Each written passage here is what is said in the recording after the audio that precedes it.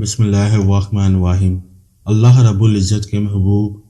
نبی خیر البشر حضور نبی اکرم صلی اللہ علیہ وآلہ وسلم علم اور اخلاق حسنہ کے سب سے اعلیٰ مقام پر جلوہ افروز تھے، جن کی گواہی اغیار بھی دیتے ہیں۔ آپ صلی اللہ علیہ وآلہ وسلم نے اپنے معاذ حسنہ اور عمل کریمہ کی بدولت زمانہ نبوت کے صرف 23 سالوں میں انسانیت کے بنیادی اصولوں سے اہل عرب کو تہذیب و اخلاق اور معاشرت کے ایسے بہترین اصول سکھا دیے جس سے وہ دنیا کی مہذب ترین قوم بن گئے اور جہالت کی ظلمتوں سے اٹا ہوا زمانہ نور نبوت کی تابانیوں کے بعد خیر القرون بن گیا۔ آپ صلی اللہ علیہ وآلہ وسلم کے تربیت یافتہ صحابہ کرام کہلائے اور عظیم منصب پر فائز ہوئے۔ خاتم الانبیاء حضرت محمد مصطفیٰ صلی اللہ علیہ وآلہ وسلم کے بعد جیسے قیامت تک کے لیے نبوت کا دروازہ بند ہو چکا ہے، ایسے ہی صحابیت کا باب بھی ہمیشہ ہمیشہ کے لیے بند ہو چکا ہے۔ اب قیامت تک آنے والے مردان حق دین متعین کی سر بلندی کے لیے خواہ کتنی ہی جد و جہد کر لیں، وہ صحابہ کرام جیسا مقام و مرتبہ حاصل کرنا تو درکنار، ان کی خاک تک پہنچنے سے بھی قاصر رہیں گے۔ صحابہ کرام علم و حکمت اور دین متعین کے لیے نور کا مینار ہیں، جن سے قیامت تک اہل حق ہدایت کی تابانیاں حاصل کرتے رہیں گے۔ ان نفوس مقدسہ کے درمیان جو بعد مشاجرات اور اختلافات پیدا ہوئے، ان کی وجہ صرف بشری تقاضے اور بعد وقتی فتنے تھے۔ آج کی اس ویڈیو میں صحابہ کرام کے مابین تنازعات کی حقیقت کو بیان کیا گیا ہے، اور ان مشاجرات کی وجہ سے صحابہ کرام پر زبان تان دراز کرنا ہرگز جائز نہیں۔ صحابہ کرام رضی اللہ تعالیٰ عنہم کے مابین تنازعات کی حقیقت اور ان پر تان سے اجتناب۔ امام بہقی کتاب الاعتقاد میں فرماتے ہیں، جس شخص نے اہل شام کے ساتھ قصاص عثمان رضی اللہ تعالیٰ عنہ کی طلب کا بہانہ بنا کر امیر المومنین سیدنا علی رضی اللہ تعالیٰ عنہ کے خلاف خروج کیا، پھر ان کے ساتھ خلافت میں تنازع کیا، وہ اپنے عمل میں درست نہیں تھا۔ قتل عثمان سے سیدنا علی رضی اللہ تعالیٰ عنہ کے مبرہ ہونے کے ہمارے پاس جو دلائل ہے، ان میں سے ایک یہ بھی ہے کہ ان کی بیعت خلافت پر اتفاق ہوا، پھر ان کی اسلام میں سبقت، ہجرت، جہاد فی سبیل اللہ میں پیش ہونا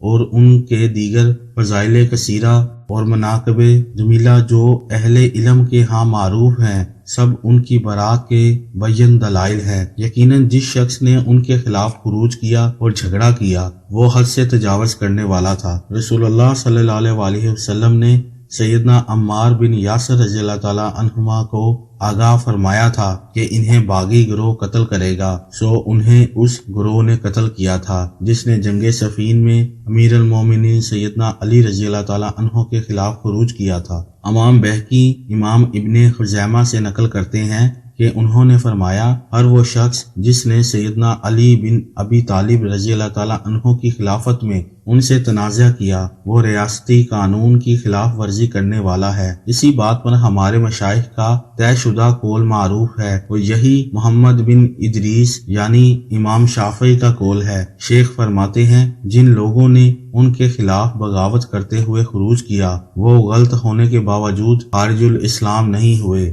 رسول اللہ صلی اللہ علیہ وآلہ وسلم نے فرمایا تھا، قیامت قائم نہیں ہوگی جب تک دو بڑے گروہوں کے درمیان بڑی جنگ نہ ہوگی اور ان دونوں کا دعویٰ اقرار اسلام ایک ہی ہوگا۔ ابو موسیٰ بیان کرتے ہیں، میں نے امام حسن بصری سے سنا، انہوں نے کہا، میں نے ابو بکرہ کو بیان کرتے ہوئے سنا، میں نے رسول اللہ صلی اللہ علیہ وآلہ وسلم کو منبر پر اس حال میں دیکھا کہ سیدنا حسن بن علی علیہ السلام آپ کے پہلو میں تھے، آپ کبھی لوگوں کی طرف متوجہ ہوتے اور کبھی ان کی طرف، پھر فرمایا، میرا یہ بیٹا سید ہے، امید ہے کہ اللہ تعالیٰ اس کے ذریعے مسلمانوں کے دو گروہوں کے درمیان مصالحت کروائے گا۔ یہ حدیث صحیح ہے، اس کو امام بخاری، احمد، ابو داؤد، ترمذی، نسائی، حمیدی، طیالسی اور امام عبدالرزاق نے روایت کیا ہے۔ سفیان نے کہا ہے، آپ صلی اللہ علیہ وآلہ وسلم کا ارشاد گرامی، مسلمانوں کے دو گروہ ہمیں بہت اچھا لگتا ہے، کیونکہ آپ صلی اللہ علیہ وآلہ وسلم نے آپس میں نبرد آزما دونوں گروہوں کو مسلمان قرار دیا تھا۔ امام بہقی نے اپنی السنن میں اور امام ابن شیبہ نے اپنی المصنف میں سیدنا عمار بن یاسر رضی اللہ تعالی عنہما تک سند متصل کے ساتھ روایت کیا ہے کہ انہوں نے فرمایا کہ یہ نہ کہو کہ اہل شام نے کفر کیا، بلکہ کہو کہ انہوں نے فسق یا ظلم کیا۔ امام ابی شیبہ نے ایک روایت میں یہ اضافہ کیا ہے بلکہ وہ قوم یعنی اہل شام فتنہ میں مبتلا ہو گئی اور حق سے ہٹ گئی، لہٰذا ہم پر واجب ہو گیا کہ ہم ان سے قتال کریں حتیٰ کہ وہ حق کی طرف لوٹ آئیں۔ امام ابو الحسن سیف الدین آمدی شافعی نے اپنی کتاب ابکار الافکار کی 9ویں فصل میں ذکر کیا ہے کہ صحابہ کرام رضی اللہ تعالیٰ عنہم کے مابین جو فتنے اور جنگیں رونما ہوئیں ان کے بارے میں کثیر شافعیہ نے اس طرح کہا ہے۔ حافظ ابن حجر عسقلانی نے اپنی کتاب فتح الباری کتاب الفتن باب قول النبی صلی اللہ علیہ وآلہ وسلم للحسن بن علی ان ابن حاضہ سید میں فرمایا ہے، اس آیت میں اور اگر مسلمانوں کے دو گروہ آپس میں لڑائی کریں تو ان کے درمیان صلح کرا دیا کرو، میں باغی گروہ سے لڑنے کا حکم ہے۔ یہ بات طے شدہ ہے کہ جن لوگوں نے سیدنا علی رضی اللہ تعالیٰ عنہ کے ساتھ جنگ کی وہ باغی تھے۔ سیدنا علی رضی اللہ تعالیٰ عنہ کے حق اور ثواب پر ہونے کے اعتقاد کے ساتھ لوگ اس بات پر بھی متفق ہیں کہ وہ ان مقاتلین میں سے کسی کی مذمت نہیں کرتے، بلکہ کہتے ہیں کہ انہوں نے اجتہاد کیا اور غلطی کے مرتکب ہوئے، اور اہل سنت کے ایک چھوٹے سے طبقے اور کثیر معتزلہ کا کہنا ہے کہ دونوں گروہ درست تھے۔ ایک اور طبقہ کہتا ہے کہ بلا تعین دونوں میں سے کوئی ایک گروہ حق پر تھا، اور یہ بات غلط ہے کیونکہ ایک گروہ کے حق پر ہونے کی تعین و تصریح کے لیے یہ صحیح حدیث ہی کافی ہے جسے امام بخاری نے بائیں الفاظ نقل کیا ہے، عمار پر رحمت ہو، اسے ایک باغی گروہ قتل کرے گا، یہ انہیں جنت کی طرف بلائے گا اور وہ اسے جہنم کی طرف بلائیں گے۔ امام بخاری نے اس حدیث کو کتاب الصلاۃ باب التعاون فی بناء المساجد میں انہی الفاظ کے ساتھ روایت کیا ہے، اور انہوں نے دوسرے مقام پر کتاب الجہاد و السیر باب مسح الغبار میں ان الفاظ میں روایت کیا ہے کہ وہ عمار رضی اللہ تعالیٰ عنہ انہیں اللہ کی طرف بلائے گا اور وہ باغی گروہ کے لوگ اسے آگ کی طرف بلائیں گے۔ اس کو امام ابن حبان نے بھی انہی الفاظ کے ساتھ روایت کیا ہے جن الفاظ کے ساتھ امام بخاری نے کتاب الصلاۃ میں روایت کیا ہے۔ امام ابن حبان اپنی الصحیح میں بیان کرتے ہیں، سیدہ ام سلمہ رضی اللہ تعالی عنہا سے مروی ہے کہ رسول اللہ صلی اللہ علیہ وآلہ وسلم نے ارشاد فرمایا، عمار کو باغی گروہ قتل کرے گا۔ اس میں سیدنا ابو سعید خدری رضی اللہ تعالی عنہ سے بھی مروی ہے کہ رسول اللہ صلی اللہ علیہ وآلہ وسلم نے ارشاد فرمایا، عمار پر رحمت ہو، اسے ایک باغی گروہ قتل کرے گا، یہ انہیں جنت کی طرف بلائے گا اور وہ اسے جہنم کی طرف بلائیں گے۔ یہ حدیث دونوں روایتوں کے ساتھ صحیح ترین حدیث ہے۔ حضرت عمار رضی اللہ تعالیٰ عنہ سیدنا علی رضی اللہ تعالیٰ عنہ کے لشکر میں تھے جو مایت علی میں دائی الی الجنہ تھے، لہذا سیدنا علی رضی اللہ تعالیٰ عنہ بطریق اولا دائی الی الجنہ تھے۔ طبرانی کی ایک روایت میں ان الفاظ کا اضافہ ہے، عمار پر رحمت ہو، اسے وہ باغی گروہ قتل کرے گا جو حق سے ہٹ چکا ہوگا۔ حضرت عمار بن یاسر رضی اللہ تعالیٰ عنہ اس فضیلت کے حامل فقط سیدنا علی رضی اللہ تعالیٰ عنہ کی مایت کی بدولت ہوئے، لہذا وہ اور ان کا لشکر دائی الی الجنہ تھے اور ان کے ساتھ جنگ کرنے والے دائی الی النار تھے۔ حافظ ابن حجر عسقلانی فرماتے ہیں، سیدنا علی رضی اللہ تعالیٰ عنہ کی بیعت خلافت حضرت عثمان رضی اللہ تعالیٰ عنہ کی شہادت کے بعد 35 ہجری میں ماہ ذی الحجہ کے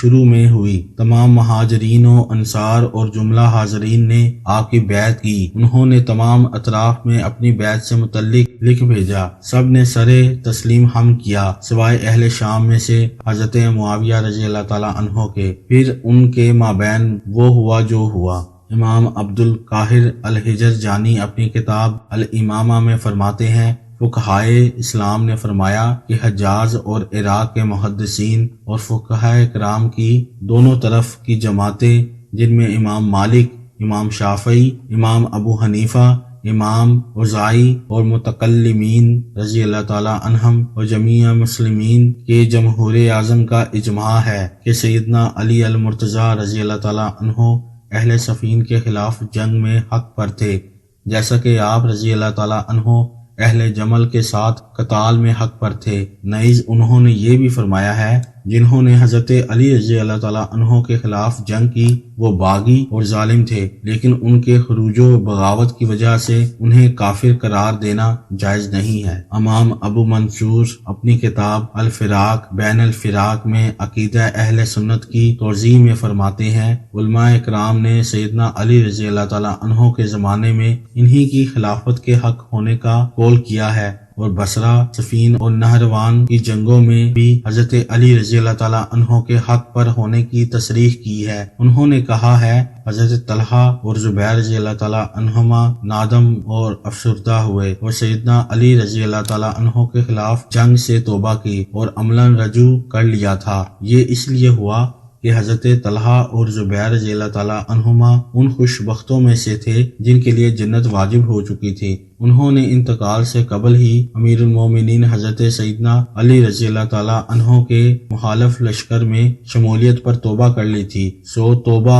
اور رجوع کے بعد ہی ان کی وفات واقع ہوئی۔ مزید برآں امام ابو منصور بغدادی نے لکھا ہے کہ ائمہ کرام نے فرمایا ہے ام المومنین سیدہ عائشہ صدیقہ رضی اللہ تعالیٰ عنہا نے بھی فریقین کے مابین اصلاح کا قصد کیا تھا، لیکن ان کی سوچ پر بنو زبی اور بنو ازد غالب آ گئے، اور ان دونوں قبیلوں کے شر پسند لوگوں نے حضرت عائشہ رضی اللہ تعالیٰ عنہا کی اجازت و اطلاع کے بغیر سیدنا علی رضی اللہ تعالیٰ عنہ کے ساتھ جنگ شروع کر دی، حتیٰ کہ وہ کچھ ہوا جو ہوا۔ اس بنا پر سیدہ عائشہ صدیقہ رضی اللہ تعالیٰ عنہا اس لشکر میں جا کھڑی ہوئی تھیں جو سیدنا علی رضی اللہ تعالیٰ عنہ کی مخالفت میں آیا تھا۔ اس لشکر میں کھڑا ہونا ان کے لیے مناسب نہیں تھا، لیکن انہوں نے بھی وصال سے قبل اس سے رجوع کر لیا تھا، اور وہ جب بھی اس واقعے کو یاد کرتی اتنا روتی تھیں کہ اپنے دوپٹے کو آنسوؤں سے تر کر دیتی تھی۔ امام ابو منصور بغدادی مزید لکھتے ہیں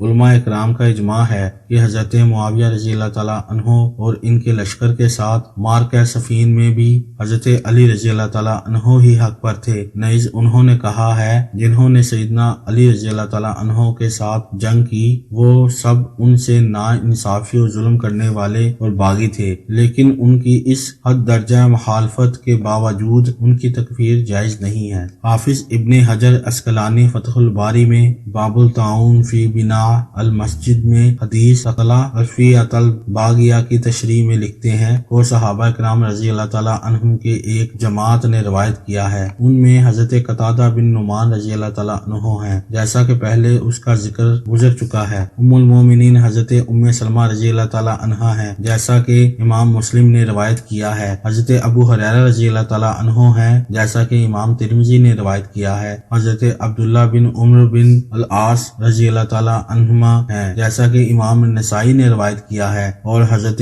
عثمان بن عفان، حضرت حذیفہ، حضرت ابو ایوب انصاری، حضرت ابو رافع، حضرت خزیمہ بن ثابت، حضرت معاویہ، حضرت عمر بن عاص، حضرت ابو الیسر اور خود سیدنا عمار بن یاسر رضی اللہ تعالیٰ عنہما شامل ہیں جنہوں نے اس حدیث کو روایت کیا ہے۔ یہ تمام ترک امام طبرانی اور دوسرے محدثین کرام کے ہاں پائے جاتے ہیں اور اکثر ترک صحیح یا حسن ہیں۔ اس حدیث کے راویوں میں ایک اور جماعت کا نام بھی ہے جن کی فہرست طویل ہے۔ اس حدیث میں دلائل نبوت میں سے واضح دلیل ہے۔ سیدنا علی اور سیدنا عمار بن یاسر رضی اللہ تعالیٰ عنہما کی کھلی فضیلت ہے، اور نواسب کی تردید ہے جو گمان کرتے ہیں کہ سیدنا علی رضی اللہ تعالیٰ عنہ اپنی جنگوں میں حق پر نہیں تھے۔ اگر یہ کہا جائے کہ ان کی شہادت صفین کی جنگ میں ہوئی جبکہ وہ سیدنا علی رضی اللہ تعالیٰ عنہ کے حامی تھے، اور جنہوں نے انہیں شہید کیا وہ حضرت امیر معاویہ رضی اللہ تعالیٰ عنہ کے حامی تھے،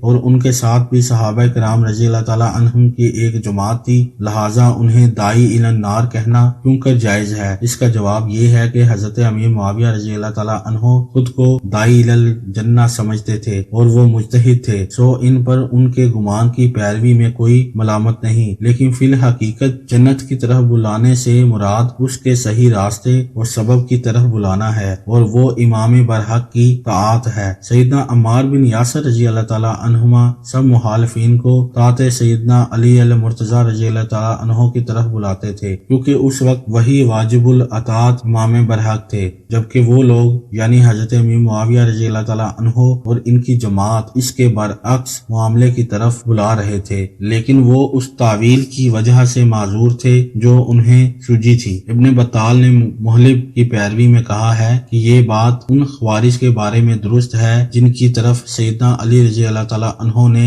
حضرت عمار بن یاسر رضی اللہ تعالیٰ عنہما کو بھیجا تھا کہ وہ انہیں جماعت کی طرف بلائیں، اور یہ بات صحابہ کرام رضی اللہ تعالیٰ عنہم میں سے کسی ایک کے بارے میں کہنا صحیح نہیں ہے۔ اس بات میں شارحین کی ایک جماعت نے ان کی پیروی کی ہے، لیکن اس میں کئی وجوہ سے کلام یعنی اعتراض ہے، اس لیے کہ خوارج نے سیدنا علی رضی اللہ تعالیٰ عنہ کے خلاف خروج سیدنا عمار رضی اللہ تعالیٰ عنہ کے قتل کے بعد کیا تھا۔ اس سلسلے میں اہل علم کے مابین کوئی اختلاف نہیں ہے، کیونکہ خوارج کے معاملے کا آغاز تحکیم کے بعد اور جنگ صفین کے خاتمے پر ہوا، جبکہ سیدنا عمار رضی اللہ تعالیٰ عنہ کی شہادت قطعی طور پر اس سے قبل حضرت امیر معاویہ رضی اللہ تعالیٰ عنہ کی فوج کے ہاتھوں ہو چکی تھی، اور سیدنا علی رضی اللہ تعالیٰ عنہ نے ان کے شہید ہو جانے کے بعد خوارج کی طرف کیسے بھیج دیا تھا، لہٰذا یہ بات خلاف واقعہ اور خلاف حقیقت ہے۔ حافظ ابن حجر عسقلانی فتح الباری میں مزید لکھتے ہیں، حدیث قتل عمار الفیۃ الباغیہ دلالت کرتی ہے کہ سیدنا علی رضی اللہ تعالیٰ عنہ ان تمام جنگوں میں حق پر تھے، کیونکہ حضرت معاویہ رضی اللہ تعالیٰ عنہ کے سپاہیوں نے سیدنا عمار رضی اللہ تعالیٰ عنہ کو شہید کیا تھا۔ امام بازار سند جید کے ساتھ حضرت زید بن وہب سے روایت کرتے ہیں کہ انہوں نے بیان کیا، ہم سیدنا حذیفہ رضی اللہ تعالیٰ عنہ کے پاس تھے، انہوں نے فرمایا اس وقت تمہارا کیا حال ہوگا جب تمہارے ہی دین والے خروج کریں گے اور ایک دوسرے پر تلواروں کے ساتھ حملہ آور ہوں گے۔ لوگوں نے عرض کیا، پھر آپ ہمیں اس وقت کے لیے کیا حکم دیتے ہیں؟ فرمایا، تم اس گروہ پر نظر رکھنا جو سیدنا علی رضی اللہ تعالیٰ عنہ کے امر کی طرف بلا رہا ہو، اسی کی پیروی کرنا، یقیناً وہ حق پر ہوگا۔ امام یعقوب بن سفیان سند جید کے ساتھ امام زہری رضی اللہ تعالیٰ عنہ سے روایت کرتے ہیں کہ انہوں نے بیان کیا، جب حضرت معاویہ رضی اللہ تعالیٰ عنہ کو اہل جمل پر سیدنا علی رضی اللہ تعالیٰ عنہ کے غلبے کی خبر پہنچی تو انہوں نے لوگوں کو قصاص عثمان کے مطالبے کی طرف بلایا۔ اس پر اہل شام نے لبیک کہا، پھر وہ سیدنا علی رضی اللہ تعالیٰ عنہ کی طرف چل پڑے۔ نتیجتاً صفین کے مقام پر آمنا سامنا ہوا۔ امام بخاری کے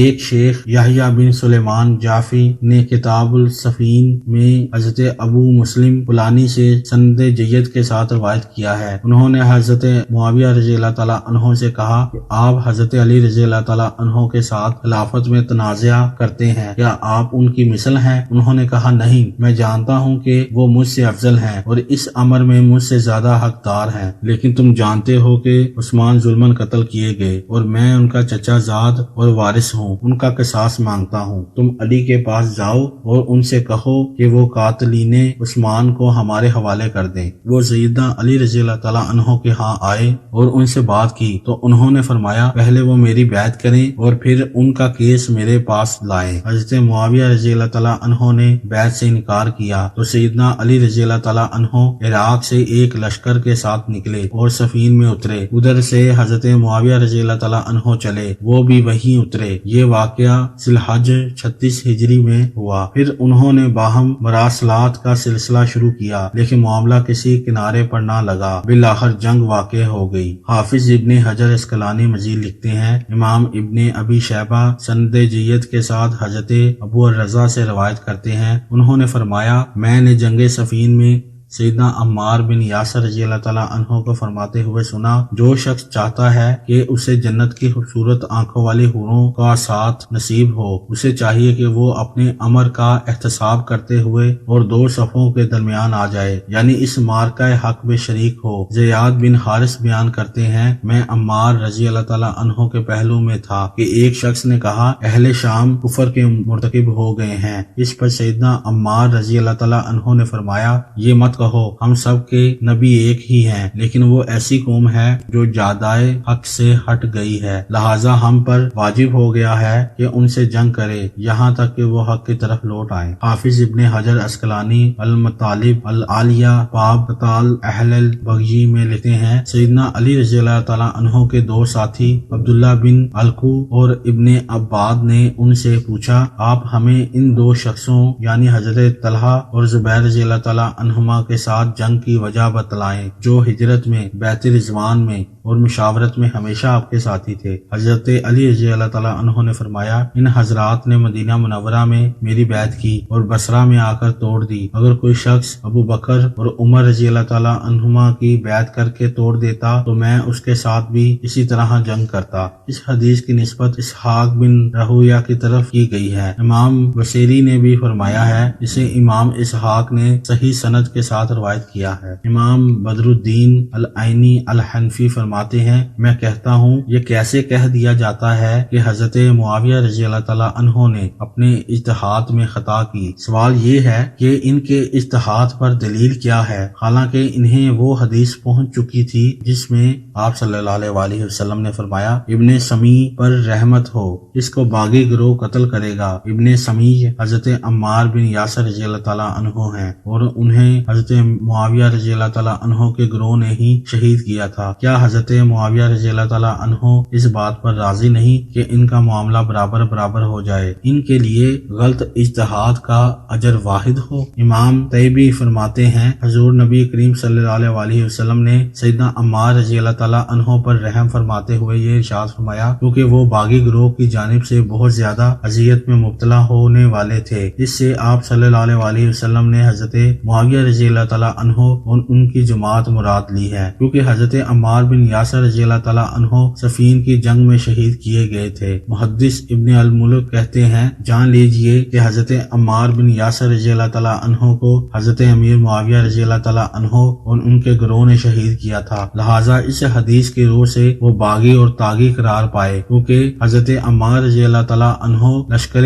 مرتضوی میں تھے اور وہی خلافت کے حقدار تھے۔ ان لوگوں نے ان کی بیعت سے روگردانی کی تھی۔ منقول یہ کہ حضرت معاویہ رضی اللہ تعالیٰ عنہ نے اس حدیث کے معنی میں تعویل کی تھی اور کہا تھا ہم وہ باغی گروہ ہیں، یہ قصاص عثمان کے مطالبے کے معنی میں ہے، جیسا کہ آپ جانتے ہیں کہ یہ تحریف ہے، کیونکہ اس مقام پر مطالبہ کوئی مناسبت نہیں رکھتا، اس لیے کہ رسول اللہ صلی اللہ علیہ وآلہ وسلم نے یہ حدیث سیدنا عمار رضی اللہ تعالیٰ عنہ کی فضیلت اور ان کے قتل کی مذمت میں ذکر فرمائی ہے۔ اس کی دلیل یہ ہے کہ یہ لفظ وحی سے آیا ہے۔ میں مولا علی قاری کہتا ہوں، لفظ وحی اس شخص کے بارے میں استعمال کیا جاتا ہے جو کسی مصیبت کا شکار ہونے والا ہو لیکن وہ بے گناہ ہو، اس پر رحم کھاتے اور افسوس کرتے ہوئے یہ لفظ بولا جاتا ہے، بخلاف لفظ ویل کے یہ کلمہ اظہار سختی کے لیے اس شخص کے بارے میں بولا جاتا ہے جو اس سختی کا حقدار ہو اور قابل رحم نہ ہو۔ اس لغوی تائید کے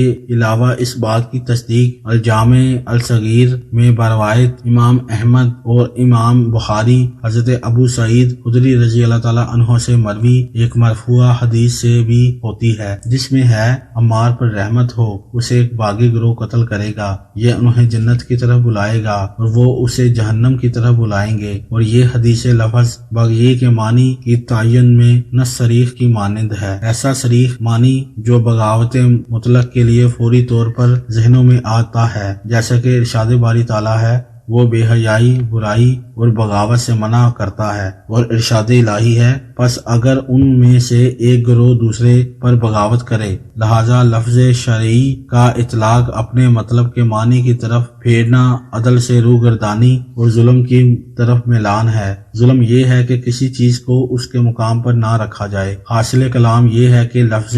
بغی اپنے شرعی معنی اور عرفی اطلاق کے لحاظ سے طلب کرنے کے عمومی معنی کی بجائے خروج کے ممنوع اور قبیح شر کے معنی خصوصی کے لیے استعمال ہوتا ہے، لہٰذا ان کو خلیفۃ الزمان سیدنا عثمان رضی اللہ تعالیٰ عنہ کے قصاص کے مطالبے کا معنی پہنانا ہرگز درست نہیں ہے۔ پھر حضرت معاویہ رضی اللہ تعالیٰ عنہ سے اس سے بھی زیادہ قبیح اور تعویل منقول ہے۔ انہوں نے کہا حضرت عمار رضی اللہ تعالیٰ عنہ کو معاذ اللہ حضرت علی رضی اللہ تعالیٰ عنہ اور ان کے گروہ نے قتل کیا، اس لحاظ سے کہ انہوں نے حضرت عمار رضی اللہ تعالیٰ عنہ کو جنگ پر ابھارا اور انجام کار وہ جنگ ان کے قتل کا باعث بنی۔ انہیں جواباً کہا گیا ہے پھر تو سیدنا حمزہ بن عبد المطلب رضی اللہ تعالیٰ عنہما کے قتل الغیاظ باللہ تعالیٰ نبی صلی اللہ علیہ وآلہ وسلم بنتے ہیں، کیونکہ آپ ہی نے انہیں اس جنگ پر آمادہ کیا تھا، اور اللہ تعالیٰ کا بھی قاتل ہونا لازماً آتا ہے، کیونکہ اسی کے مومنین کو مشرکین کے ساتھ جنگ کرنے کا حکم فرمایا ہے۔ اسی طرح دیگر شہدائے صحابہ کے قتل کا الزام بھی معاذ اللہ حضور نبی کریم صلی اللہ علیہ وآلہ وسلم پر آئے گا۔ پھر جملہ یہ کہ اس حدیث میں 3 معجزات ہیں، ایک یہ کہ عمار عنقریب شہید کیے جائیں گے، دوسرا یہ کہ وہ مظلوم ہوں گے، اور تیسرا یہ کہ ان کا قاتل باغیوں میں سے ایک باغی ہوگا۔ یہ تمام باتیں سچ اور حق ثابت ہوئیں۔ پھر میں نے شیخ اکمل الدین کے کلام کو دیکھا، انہوں نے کہا ہے ظاہر یہ ہے کہ حضرت معاویہ رضی اللہ تعالیٰ عنہ کی طرف سے یہ تعویل اور ان کی طرف سے جو نقل کیا گیا ہے کہ انہوں نے فرمایا حضرت عمار کا قاتل وہ شخص ہے جو انہیں میدان میں لایا اور جنگ پر ابھارا، یہ دونوں باتیں ان پر بہتان ہے۔ پہلی بات تحریف حدیث کے معنی میں آتی ہے، اور دوسری بات اس لیے غلط ہے کہ حضرت عمار رضی اللہ تعالیٰ عنہ کو کسی شخص نے نہیں نکالا تھا، بلکہ وہ از خود اپنی جان و مال کے ساتھ جہاد فی سبیل اللہ اور ادائیگی فرض کے جذبے سے نکلے تھے۔ یہ دونوں باتیں حضرت معاویہ رضی اللہ تعالیٰ عنہ پر بہتان لگتی ہیں، اس لیے کہ وہ ایسی تعویل میں پڑھنے سے زیادہ عقل مند تھے۔ اس تعویل کا فاسد ہونا ہر خاص و عام پر واضح اور ظاہر ہے۔ میں علی القاری کہتا ہوں اس صورت میں تو ان پر واجب تھا کہ وہ بغاوت کو چھوڑتے ہوئے خلیفہ برحق کی اطاعت کی طرف رجوع کرتے، مخالفت ترک کر دیتے اور خلافت عظمیٰ کی طلب سے باز آ جاتے۔ اس سے ظاہر ہوا کہ وہ باطن میں باغی تھے اور ظاہراً حساس سے عثمان رضی اللہ تعالیٰ عنہ کی آڑ لے کر دکھاوا کرنے والے تھے۔ یہ حدیث ان پر طعن کرنے والی ہے اور ان کی اتباع سے روکنے والی ہے، لیکن وہی ہو کر رہا جو تقدیر میں لکھا تھا۔ سو ان کے نزدیک جو کچھ قرآن و حدیث میں مرقوم تھا سب متروک ہو گیا۔ اللہ تعالیٰ کی اس شخص پر رحمت ہو جس نے انصاف کیا اور تعصب اور بے راہ روی سے کنارہ کیا اور اعتقاد میں اعتدال کو محبوب رکھا، تاکہ وہ رشد و ہدایت کے راستے سے ہٹ کر رافضیت اور ناصبیت میں مبتلا نہ ہو اور جمیع آل و صحاب رضی اللہ تعالیٰ عنہ سے محبت کرے۔ امام مناوی نے فیض القدیر شرح الجامع الصغیر میں تشریح میں کہا ہے، قاضی رضاوی نے شرح المصابیح میں فرمایا ہے، اس سے حضرت معاویہ رضی اللہ تعالیٰ عنہ اور ان کا گروہ مراد ہے، اور یہ حدیث حضرت معاویہ رضی اللہ تعالیٰ عنہ اور ان کے گروہ کے باغی ہونے میں صریح ہے، یعنی اس میں کسی تعویل شرح اور وضاحت کی کوئی حاجت نہیں ہے۔ انہوں نے ہی جنگ صفین میں حضرت عمار رضی اللہ تعالیٰ عنہ کو شہید کیا تھا اور حق سیدنا علی رضی اللہ تعالیٰ عنہ کے ساتھ تھا، اور یہ حدیث مبارک غیبی خبروں میں سے ہے۔ یدعوہم، وہ انہیں بلائے گا، یعنی عمار اس گروہ کو بلائیں گے جو حضرت معاویہ رضی اللہ تعالیٰ عنہ کے ساتھی ہوں گے، جنہوں نے انہیں زمانہ مستقبل میں صفین میں قتل کرنا تھا۔ الجنہ، جنت کی طرف بلانے سے مراد سبب جنت کی طرف بلانا ہے، اور وہ امام حق کی طرف بلانا ہے۔ یدعون الی النار، اور وہ لوگ اسے جہنم کی طرف بلائیں گے، اس کا معنی اس کے سبب کی طرف بلانا ہے، اور وہ خلیفہ حق کی نافرمانی اور اس کے خلاف جنگ کرنا ہے۔ علماء نے کہا ہے یہ سب کچھ صفین میں وقوع پذیر ہوا۔ حضرت عمار رضی اللہ تعالیٰ عنہ نے انہیں امام حق کی طرف بلایا تھا اور انہوں نے انہیں شہید کر دیا تھا۔ یہ اس واقعے کی قبل از وقت خبر دینا سیدنا محمد مصطفیٰ صلی اللہ علیہ وآلہ وسلم کا معجزہ اور آپ کی نبوت کے دلائل میں سے ایک بڑی دلیل ہے۔ سیدنا عمار بن یاسر رضی اللہ تعالیٰ عنہ کے فضائل میں بہت سی احادیث وارد ہوئی ہیں۔ وہ سابقین اولین میں سے تھے اور ان اولین صحابہ کرام رضی اللہ تعالیٰ عنہم میں سے تھے جنہوں نے آغاز ہی میں اسلام کا اظہار کیا تھا۔ رسول اللہ صلی اللہ علیہ وآلہ وسلم نے انہیں پاکیزہ اور پاک و کنندہ فرمایا ہے۔ اس حدیث کو امام ترمذی نے اپنی سنن کی کتاب المناقب میں اور امام ابن ماجہ نے اپنی سند کے مقدمہ میں سند حسن کے ساتھ روایت کیا ہے۔ قاضی ابو بکر ابن العربی مالکی نے اس حدیث کی شرح میں لکھا ہے، حضرت عمار رضی اللہ تعالیٰ عنہ خود خبث سے یعنی پالیدی سے پاک تھے اور دوسروں کو پالیدی سے پاک کروانے والے تھے۔ دوسروں کو پاک اور مبرہ کرنے کا مطلب یہ ہے کہ وہ جس لشکر میں تھے وہ لشکر نیت کی پالیدی سے دور تھا، اس لیے کہ یہ ان کے حق میں مطیب پاکیزہ کرنے والے تھے، یعنی ان کی اس گروہ میں موجودگی اس گروہ کے پاک ہونے کی عملی گواہی تھی، جیسا کہ ان کا دوسرے گروہ کے خلاف ہونا اس گروہ کے باغی ہونے کی گواہی تھی۔ اس لیے کہ حضرت عمار رضی اللہ تعالیٰ عنہ کے بارے میں حضور نبی اکرم صلی اللہ علیہ وسلم کا ارشاد ہے، تجھے باغی گروہ قتل کرے گا۔ اس کا مطلب ہے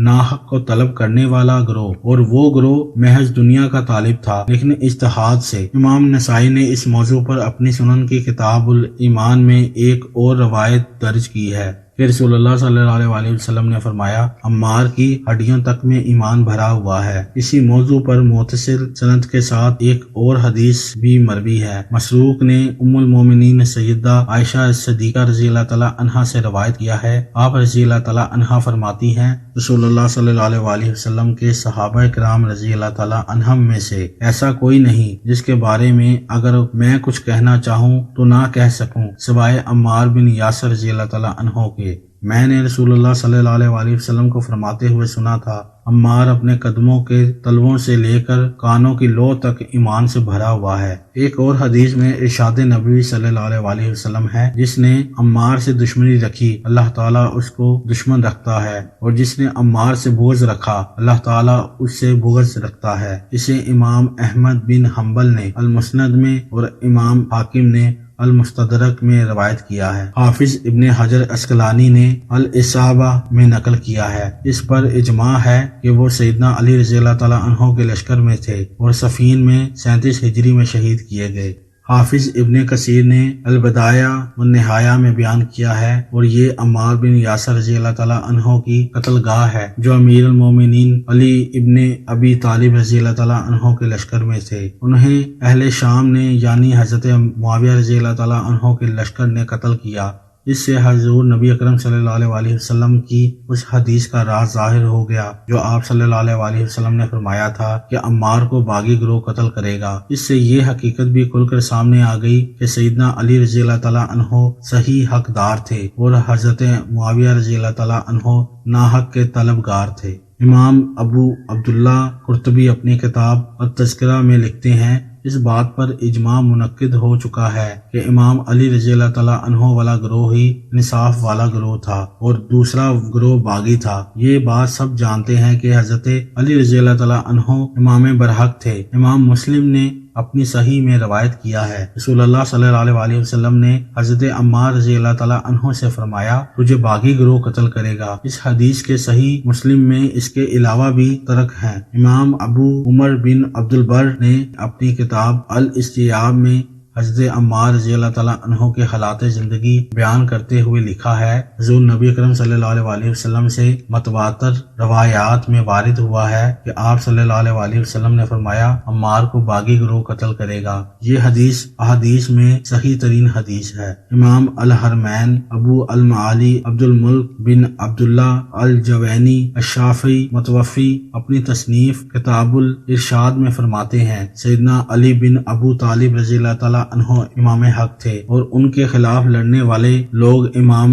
برحق کے باغی تھے، اور ان کے بارے میں حسن ظن یہ ہے کہ ان کا ارادہ خیر کا تھا، اگرچہ ان سے خطا سرزد ہوئی۔ یہ ان کی کتاب کی آخری فصل ہے، اس پر انہوں نے اپنی کتاب کو ختم کر دیا ہے۔ آپ کو اس سلسلے میں سید المرسلین اور امام المتقین کا وہ ارشاد گرامی ہی کافی ہے جو سیدنا عمار بن یاسر رضی اللہ تعالیٰ عنہ کی شان میں فرمایا، تمہیں باغی گروہ قتل کرے گا۔ یہ حدیث ثابت ترین احادیث میں سے ہے جیسا کہ پیچھے گزر چکا ہے۔ امام ابو معین النصفی تبصرۃ الدلالہ میں المشاجرات بین سیدنا علی رضی اللہ تعالیٰ عنہ و صحاب الجمل و الصفین، سیدنا علی رضی اللہ تعالیٰ عنہ اور صحاب جمل اور صفین کے درمیان جھگڑا کے باب میں لکھتے ہیں، بے شک حضرت علی رضی اللہ تعالیٰ عنہ اصحاب جمل اور اہل شام کے ساتھ صفین کے مقام پر قتال اور تحکیم کے معاملے میں مبتلا ہوئے۔ اب ہم ذیل میں اللہ تعالیٰ کی مشیت اور اس کی مدد و نصرت کے ساتھ ہر فصل میں اس طرح کلام کریں گے کہ اس سے درست اور غلط واضح ہو جائے۔ اولاً اصحاب جمل کے ساتھ حضرت علی رضی اللہ تعالیٰ عنہ کے قتال کے بارے میں کلام ہے، سو ہم کہتے ہیں بے شک حضرت علی رضی اللہ تعالیٰ عنہ ہی اس میں حق پر تھے، کیونکہ آپ کی امامت قائم ہو چکی تھی، جیسا کہ یہ بات ہم پہلے بیان کر چکے ہیں۔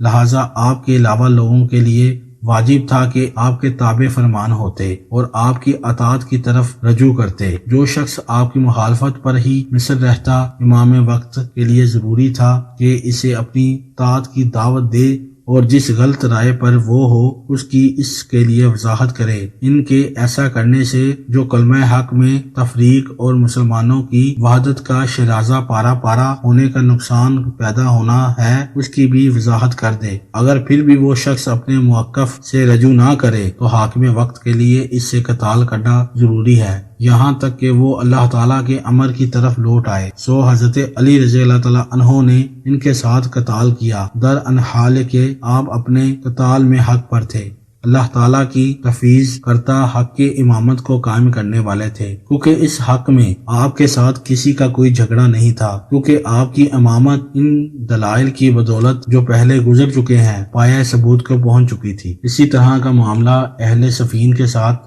قتال میں بھی پیش آیا۔ اس کی تصدیق حضور نبی اکرم صلی اللہ علیہ وسلم سے مروی حدیث کرتی ہے۔ آپ صلی اللہ علیہ وسلم نے حضرت علی رضی اللہ تعالیٰ عنہ سے فرمایا تھا، بے شک آپ تعویل پر قتال کرو گے جیسا کہ ہم تنزیل پر قتال کر رہے ہیں۔ پھر جس طرح آپ صلی اللہ علیہ وسلم تنزیل پر قتال کرنے میں حق بجانب تھے، اسی طرح حضرت علی رضی اللہ تعالیٰ عنہ تعویل پر قتال کرنے میں حق بجانب تھے۔ اور جو یہ گمان کرتے ہیں کہ حضرت طلحہ اور حضرت زبیر رضی اللہ تعالیٰ عنہ کو بیعت پر مجبور کیا گیا تو یہ بات بھی فاسد ہے، کیونکہ اس بات پر روایت موجود ہے بے شک ان دونوں کی بیعت باہمی رضامندی کے ساتھ تھی، اور یہ بات تھی کہ حضرت علی رضی اللہ تعالیٰ عنہ کی خلافت ان دونوں ہستیوں کی بیعت سے پہلے ہی ثابت ہو چکی تھی۔ اور یہ جو روایت کیا جاتا ہے کہ حضرت طلحہ رضی اللہ تعالیٰ عنہ سب سے پہلے فرد تھے جنہوں نے حضرت علی رضی اللہ تعالیٰ عنہ کے ہاتھ پر بیعت کی،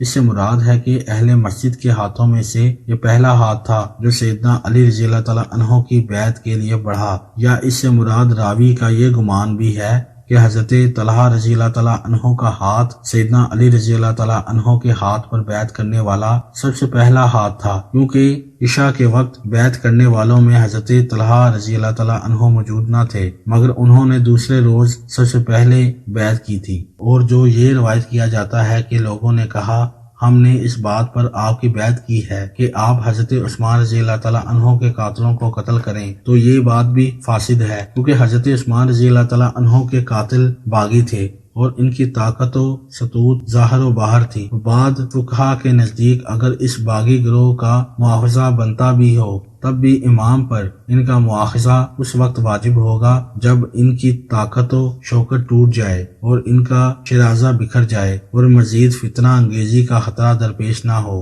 حقیقت یہ ہے کہ اس طرح کی کوئی شے ابھی حاصل نہ ہوئی تھی، بلکہ ان کی طاقت ابھی باقی تھی اور ان کی قوت ابھی ظاہر و باہر تھی اور طاقت ابھی اپنی حالت پر قائم و دائم تھی، اور جن سے لوگ قصاص عثمان کا مطالبہ کر رہے تھے ان کے خلاف قوم کے خروج کے عزائم مسلسل پائے جا رہے تھے۔ ان اسباب کی موجودگی عمدہ سیاست اور درست تدبیروں کے متقاضی ہوتی ہے۔ ان تمام احوال کا بغور جائزہ لینے سے حضرت علی رضی اللہ تعالیٰ عنہ کی خلافت کا برحق ہونا اور آپ کے حضرت عثمان رضی اللہ تعالیٰ عنہ کے قاتلوں کے در پہ نہ ہونے پر عدم ملامت ظاہر ہوتی ہے۔ اور رہا حضرت طلحہ اور حضرت زبیر رضی اللہ تعالیٰ عنہما کا معاملہ، تو وہ بھی ہمارے نزدیک درست نہیں ہے، کیونکہ وہ دونوں مجتہد کے مقام پر فائز تھے، مگر ان سے بھی ان کے اجتہاد میں خطا واقع ہوئی۔ پھر اس کے بعد ان کے لیے اصل معاملہ واضح ہوا تو دونوں اپنے فکر کے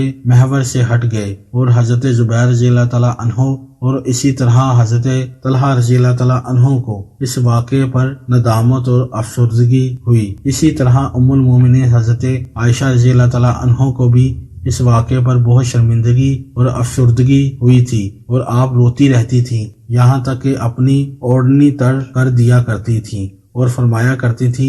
میری خواہش ہے کہ کاش رسول اللہ صلی اللہ علیہ وآلہ وسلم سے میرے 20 بیٹے ہوتے، وہ سارے کے سارے عبد الرحمن بن عتاب بن اسید کی طرح ہوتے اور میں ان سب کو کھو دیتی تو یہ صدمہ میرے لیے ہلکا تھا، لیکن مجھ سے وہ کچھ نہ ہوتا جو جمل والے دن ہوا تھا۔ یہ بھی مروی ہے کہ حضرت طلحہ رضی اللہ تعالیٰ عنہ نے حضرت علی رضی اللہ تعالیٰ عنہ کے لشکر کے ایک نوجوان کو اس وقت کہا جب آپ جاننے بلب تھے کہ اپنا ہاتھ بڑھاؤ، میں تم سے امیر المومنین حضرت علی رضی اللہ تعالیٰ عنہ کی بیعت کر لوں۔ آپ نے چاہا کہ آپ کا وصال اس حال میں ہو کہ آپ امام عدل کی بیعت میں ہوں۔ علماء حدیث کے بعد اہل کلام کہا کرتے تھے کہ ان سب میں سے جو کچھ بھی سرزد ہوا اور وہ اجتہاد پر مبنی تھا اور ان میں سے ہر ایک درست ہے، لہذا اس رائے کے مطابق وہ سارے برحق تھے، کیونکہ اس مذہب کے مطابق دین کے فروغ میں ہر اجتہاد کرنے والا درست ہوتا ہے۔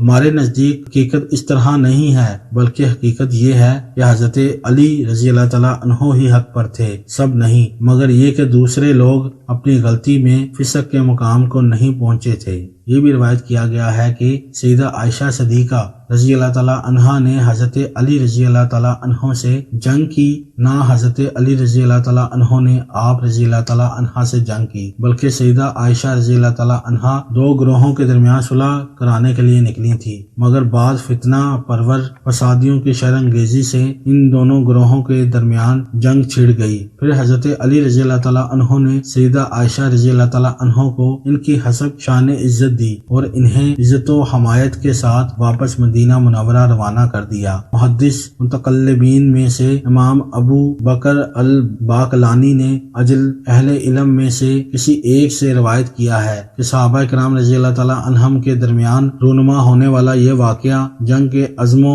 ارادے کے بغیر تھا، بلکہ یہ اچانک سارد ہو گیا۔ اس صورت میں یہ فریقین میں سے ہر ایک اپنا دفاع کر رہا تھا، یہ گمان کرتے ہوئے کہ دوسرے گروہ نے اس پر حملہ کر دیا ہے، کیونکہ معاملہ حضرت علی رضی اللہ تعالیٰ عنہ اور حضرت عائشہ رضی اللہ تعالیٰ عنہا کے درمیان طے پا چکا تھا، لیکن عین اس وقت حضرت عثمان رضی اللہ تعالیٰ عنہ کے قاتلوں اور باغیوں کو یہ خدشہ لاحق ہو گیا کہ ان پر قابو پا لیا جائے گا اور وہ گھیر لیے جائیں گے، سو وہ فوری طور پر جمع ہوئے، باہمی مشاورت کی اور آپس میں ایک دوسرے کے ساتھ اختلاف کرنے لگے۔ پھر ان سب کی آراء اس نقطے پر متفق ہو گئیں کہ وہ 2 گروہ بن جائیں اور فریقین کے درمیان لڑائی شروع کرا دیں اور ان میں گھل مل جائیں، اور جو گروہ حضرت علی رضی اللہ تعالیٰ عنہ کے لشکر میں ہو وہ پکار کر کہے طلحہ اور زبیر نے غداری کر دی، اور دوسرا گروہ پکار کر کہے علی نے غداری کر دی۔ ان کا یہ منصوبہ مکمل ہوا اور یوں جنگ چھڑ گئی۔ اس دوران ان میں سے ہر گروہ اپنے اپنے دفاع میں لڑ رہا تھا اور یہ دونوں گروہ اپنے اپنے لحاظ سے درست کر رہے تھے۔ ابو بکر باقلانی کہتے ہیں کہ یہ حق بات ہے اور اسی وجہ سے دونوں گروہ ملامت سے بچتے ہیں۔ پھر یہ قصہ کیسے چلا؟ حالانکہ ہم جانتے ہیں کہ بے شک حضرت علی، حضرت طلحہ اور حضرت زبیر رضی اللہ تعالیٰ عنہم ان 10 صحابہ کرام رضی اللہ تعالیٰ عنہم میں سے تھے جنہیں جنت کی بشارت سنائی گئی تھی۔ اس طرح سیدہ عائشہ رضی اللہ تعالیٰ عنہا نہایت بلند درجے کی حامل تھی، لہٰذا جس شخص نے ان مقدس ہستیوں کے بارے میں زبان تان دراز کی وہ اپنے دین میں مطعون ہوگا اور اس پر گمراہی اور بدعت کا حکم لگایا جائے گا۔ اللہ تعالیٰ ہم سب کو اس سے محفوظ رکھے، آمین۔ ان ساری معلومات کا احاطہ کرنے کے بعد عمر بن عبید اور واصل بن عطا کی اس غلطی کا پتہ چلتا ہے جو انہوں نے صحابہ کرام رضی اللہ تعالیٰ عنہم کے اس معاملے میں توقف کر کے کی اور یہ کہا کہ ہم نہیں جانتے ان میں سے کون درست ہے اور کون غلط ہے۔ اسی طرح زرار معمر اور ابو الحزیل کی بھی اسی بارے میں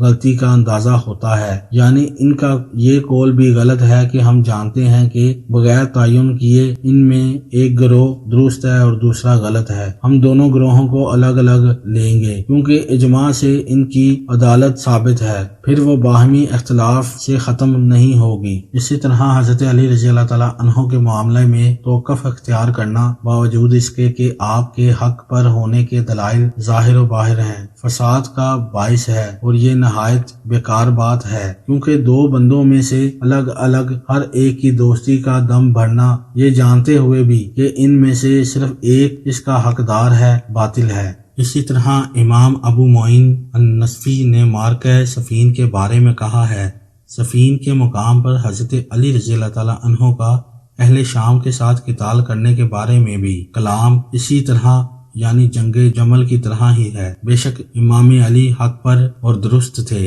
اور آپ کا معاملہ ظاہر و روشن تھا۔ تنازعہ آپ کی امامت کے منعقد ہو جانے اور آپ کی خلافت کے مقرر ہو جانے کے بعد پیدا ہوا اور آپ کے علاوہ کسی کی بھی بیعت آپ کی بیعت کے بعد پائی گئی، لہذا بعد میں ہونے والے بیعت شرعاً سرے سے منعقد ہی نہیں ہوئی۔ پھر وہ شخص جو تھوڑی سی بھی علمی سوجھ بوجھ رکھتا ہے اسے ذرا سا بھی شک نہیں ہونا چاہیے کہ حضرت علی اور حضرت معاویہ کے درمیان فضل، علم، شجاعت، غنا اور اسلام میں سبقت لے جانے کا کس قدر تفاوت پایا جاتا ہے۔ جب معاملہ یوں ہے تو حضرت معاویہ رضی اللہ تعالیٰ عنہ کی غلطی ظاہر و عیاں ہے، لیکن انہوں نے جو کچھ کیا وہ تعویل کے ساتھ کیا، اس وجہ سے وہ فاسق نہ ہوئے، جیسا کہ ہم یہ اصول بیان کر چکے ہیں۔ پھر اس میں کوئی شک نہیں کہ حضرت علی رضی اللہ تعالیٰ عنہ کے خلاف صحابہ اور غیر صحابہ میں سے جنہوں نے بھی تعویل کی بنا پر قتال کیا وہ اس وجہ سے کافر ہوئے نہ فاسق۔ اس لیے تو حضرت علی رضی اللہ تعالیٰ عنہ نے ان کے بارے کہا تھا کہ یہ ہمارے بھائی ہیں جنہوں نے ہمارے خلاف بغاوت کر دی ہے، اور آپ رضی اللہ تعالیٰ عنہ نے حضرت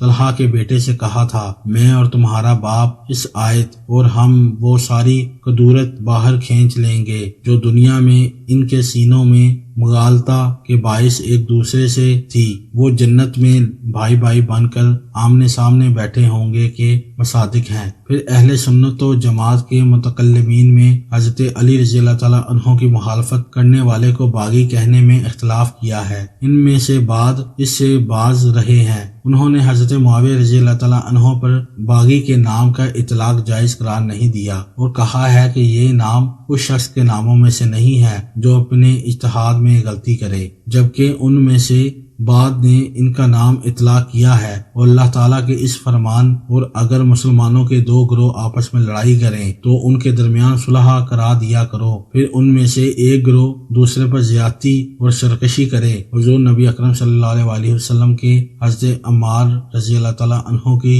نسبت اس ارشاد کہ تمہیں ایک باغی گروہ قتل کرے گا، اور حضرت علی کے اس قول ہمارے بھائیوں نے ہمارے خلاف بغاوت کر دی ہے سے استدلال کیا ہے، مگر یہ کہ وہ انہیں فاسق کا نام نہیں دیتے جیسا کہ پہلے گزر چکا ہے۔ امام محی الدین الرحماوی نے شرح الفقہ الاکبر کے باب میں کہا ہے اس قدر بیان ہمارے لیے کافی ہے کہ اس چیز میں جس کا ہم نے ارادہ کیا ہے کہ ہم ان کی محبت کے وجوب اس کی شان میں گستاخی کرنے سے باز رہنے اور ان میں طعن کرنے سے دور رہنے اور ان کے بارے میں حسن ظن رکھنے کو بیان کرے، اور اس طرح بیان کریں کہ ان میں سے ہر ایک کے بارے میں جو کچھ منقول ہے اسے خیر و اصلاح پر محمول کیا جائے، اگرچہ اس کا ظاہر اس کے برعکس ہی کیوں نہ ہو۔ ان صحابہ کرام رضی اللہ تعالیٰ عنہ کے درمیان جو اختلافات، تنازعات اور جنگیں ہوئیں ان میں سے بعض اجتہادی تھیں اور بعض اتفاقی، جو ان کے درمیان خواہش پرست لوگوں کے اختلافات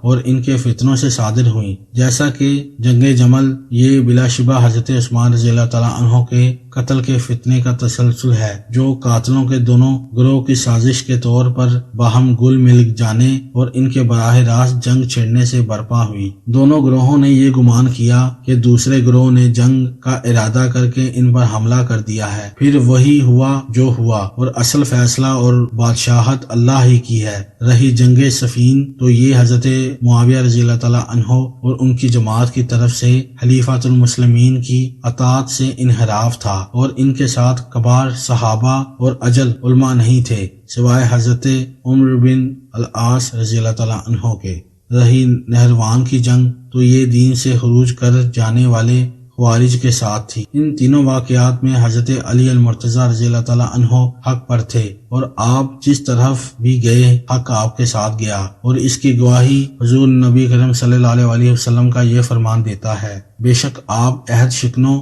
خارجیوں اور ظالموں کو قتل کریں گے۔ امام شخصی بیان کرتے ہیں جب سیدنا عمار بن یاسر رضی اللہ تعالیٰ عنہ جنگ صفین میں شہید ہونے لگے تو انہوں نے فرمایا میرے بدن سے خون دھونا اور نہ میرا لباس اتارنا، بلکہ مجھے اسی حالت میں دفن کر دینا، کیونکہ میں میدان حشر میں اسی حال میں حضرت معاویہ سے ملاقات کروں گا۔ اور حضرت حجر بن عدی رضی اللہ تعالیٰ عنہ سے بھی اس طرح منقول ہے۔ امام سرخسی ایک اور مقام پر لکھتے ہیں اہل عدل کے مقتولین کے ساتھ تجہیز و تکفین کا وہی معاملہ کیا جائے گا جو ایک شہید کے ساتھ کیا جاتا ہے، یعنی ان کو اسی لباس میں دفنایا جائے گا جس میں شہید ہوئے۔ سیدنا علی المرتضیٰ رضی اللہ تعالیٰ عنہ نے اپنے مقتولین کے ساتھ ایسا ہی معاملہ کیا تھا، اور حضرت عمار بن یاسر، حضرت حجر بن عدی اور حضرت زید بن سوحان رضی اللہ تعالیٰ عنہ نے بھی جب انہیں شہید کیا جانے لگا اس قسم کی وصیت کی تھی۔ ہم المبسوط کی کتاب الصلاۃ میں بیان کر چکے ہیں